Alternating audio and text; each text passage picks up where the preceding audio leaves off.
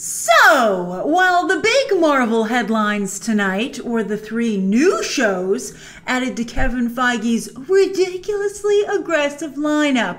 I mean, seriously, nobody is making more shows for Disney Plus than Marvel. He's making like an insane number of shows. I mean, is that really the most potent vertical at Disney right now? I don't know about that. Maybe it's the most like rabid, sorry for lack of a better word, and they really want people to sign up for Disney Plus. And I think this will do it. But anyway, I think it would have done it before. And these new 3 shows are seem a bit like overkill, but I'm not going to complain because I'm excited about them. And be sure to check out my video breaking them down. But in addition to those 3 new shows, quite a bit of information was also shared about the other 5 announced back at Comic-Con, which are now old news, I guess. No. All right, let's get to it. But first, I have a small complaint, just a small one, but I gotta say something. It was also announced at the panel that Avengers Endgame will become exclusive to Disney Plus starting December 11th, which means if you haven't paid for it, if you want to just stream it, this is the only streaming service it will be available on. And to celebrate, they handed out We Love You 3000 pins. Adorable! But while I understand, and I hope that some of you immediately see what the problem is, I totally understand that the MCU Trinity is Iron Man, Cap, and Thor. The first Trinity. I think we're going to get a new one. But I love those guys as much as everyone else. But shouldn't they have swapped out Thor for Black Widow on this pin to celebrate the fallen heroes of Endgame? I'm just saying. It's kind of annoying. And once again, Black Widow don't get no respect. She didn't get a funeral.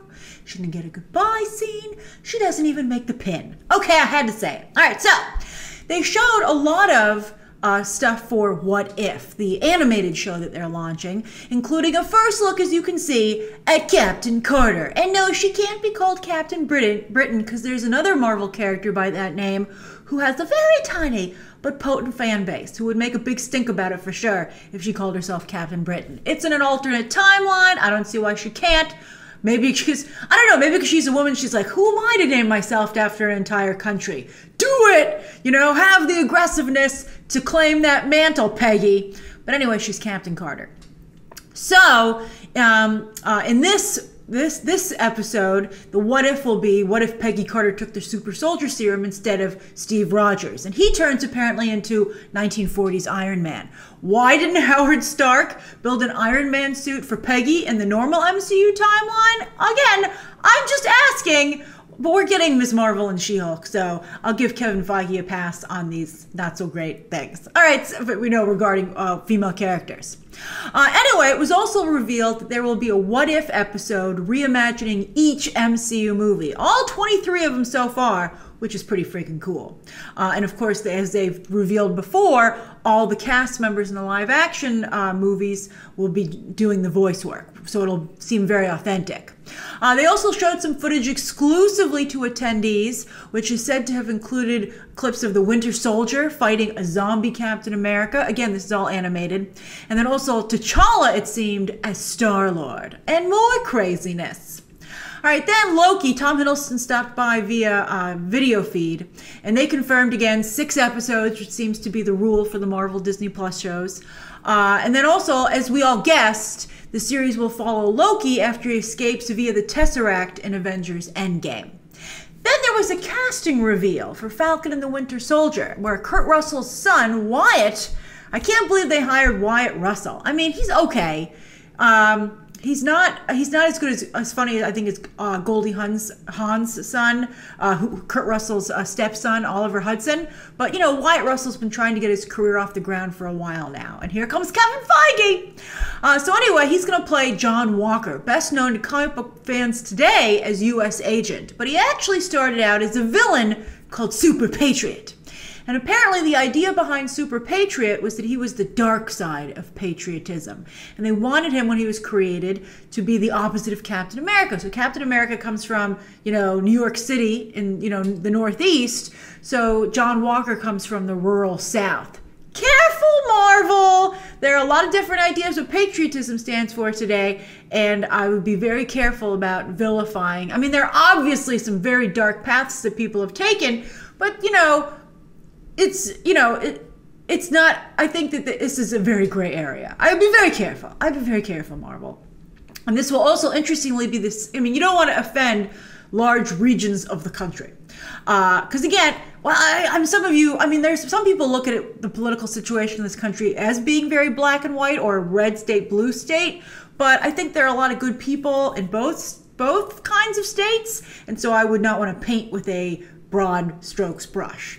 All right, so this will be the second play on Captain America in the MCU after Red Guardian in the upcoming Black Widow movie. So we got Southern Cap, and we also going to have Russian Cap. I hope both of them are not offensive. All right, so then perhaps the biggest info dump was for WandaVision. I love that title, WandaVision. Described by Feige here as half sitcom, half epic adventure. And to underscore that, the crowd was treated to a mashup of old Wanda and Vision footage from the movies, intercut with clips from the Dick Van Dyke Show. If you've not seen the Dick Van Dyke Show, it's actually really funny. It's a very good show. Not only, of course, does it star Dick Van Dyke, but it's the show that made Mary Tyler Moore famous. And she looked fabulous on that show. Great show. Really good show. Now, the whole thing was said to have a horror undercurrent to it, right? Which not only plays into the upcoming Doctor Strange sequel, which this show will set up, but also, I have to say, is similar to Harley Quinn's fantasy for what her life should be like with Mr. J. So another element seems to be lost to the MCU. What the hell? It was also revealed that Kat Dennings' Darcy from the Thor movies will return here, as will Randall Park's Agent Jimmy Woo. I don't care where Agent Jimmy Woo shows up, just as long as he shows up. And I'm thinking maybe he might be Monica Rambeau's partner, and maybe they now both work for S.W.O.R.D. We'll see what's going on. The hilarious Kathryn Hahn has also joined the cast as a nosy neighbor who I'm guessing doesn't realize it's not a good idea to get Wanda angry. There are a couple of Avengers you don't want to get angry. I guess maybe technically you shouldn't want to get any of them angry, although some of them, like, Professor Hulk will, I think, talk it out with you first. This also sounds like Tom King's Vision comic, and of course this is WandaVision, and that comic was frickin' brilliant. Back when Tom King built characters up rather than tore them down. I'm so upset with what he's doing over at DC. Not the Mr. Miracle stuff. That's great. But his Batman is it's a frickin' travesty. It's really bad. As good as Vision is, that's how bad his Batman work is. But Vision's really good. Pick up Vision. I think actually, in fact, I would highly recommend it, considering how this show seems to be turning out.